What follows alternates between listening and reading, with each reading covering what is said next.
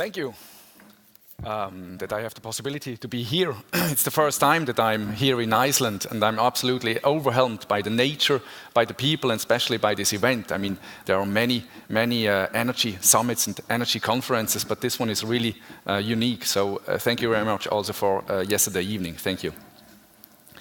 Before entering into the discussion regarding the bottom line of sustainability, I would like to show you what we are doing, why we are doing it, and how we are doing it, and why we are driven by the necessity of sustainability. Tiko is a virtual power plant. That means we, as Tiko company, we are building up for utility partners a virtual power plant based on residential end users. What does that mean, and why are we doing that?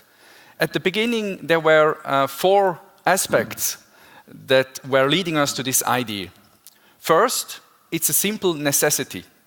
The bottom line of sustainability, if you want so. We simply have to find ways to change our energy world. We have to find ways how to facilitate and to integrate new renewable energies into our system, and we are driven by this firm conviction. Second, we see a need. The more renewable energies are produced, the more we have to manage and balance the grid. The more fluctuating energy productions we have, the more we have to manage the consumption side. That is crucial for integrating sustainable quantities of renewable energies such as wind and solar. Third, we have new technological possibilities. Especially the digitalization is a powerful instrument, especially to facilitate new renewable energies and to manage the demand side. And fourth, and that's especially regarding our discussion today and yesterday, one of the most important points, I think, we are convinced that not only the enthusiasts want to contribute to a new energy world, the simple end user, the simple household sees the necessity of sustainability as we see it, and he wants to contribute. Based on these 4 aspects, we came to the decision to develop a technology that allows us to give the households an active role in this energy transition phase.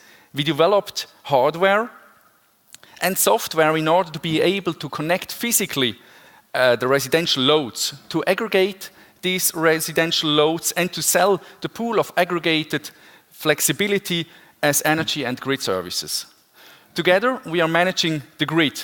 Together, we are managing the frequency, and together, we can avoid energy and grid costs. Together, we can realize savings. And together, we are facilitating new renewable energies into the system. The single end user, the energy industry, and the society can benefit from our approach. The end user benefits by different value proposition. Given him the instrument of Tiko, he has absolute transparency of his consumption, and he can optimize his self-consumption, especially when he has connected also a PV system with storage and an e-car, for example.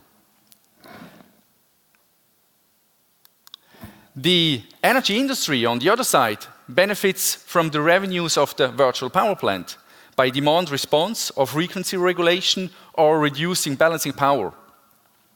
But with Tiko, it gets also an instrument for customer retention and customer acquisition, because it can give the end users more value added or additional services. And third, the society in general profits as well from the virtual power plant. We do not have to build up extra balancing power capacities. We can use the existing, until now not used capacities within the households. We just have to connect them, to aggregate them, and to manage them.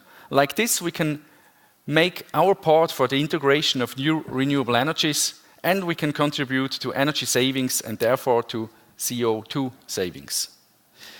Just some numbers to finish. Until now, we have installed or we have connected over 12,000 devices. Only in Switzerland, where we started, we have a pool of flexibility spread on more than 6,500 households.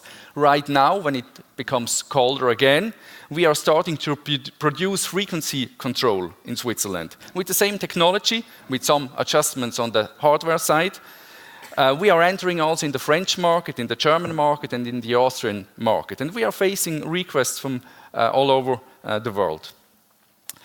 You may ask perhaps why the residential loads? Why are we connecting the residential loads? There would be a lot more flexibility to gain, especially in the C&I segment, so big industries.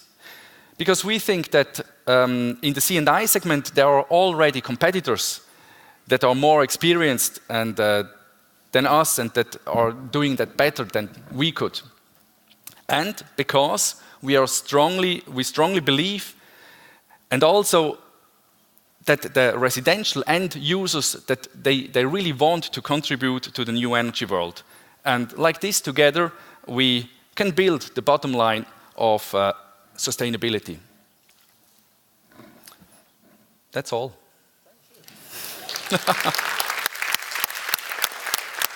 Thank you.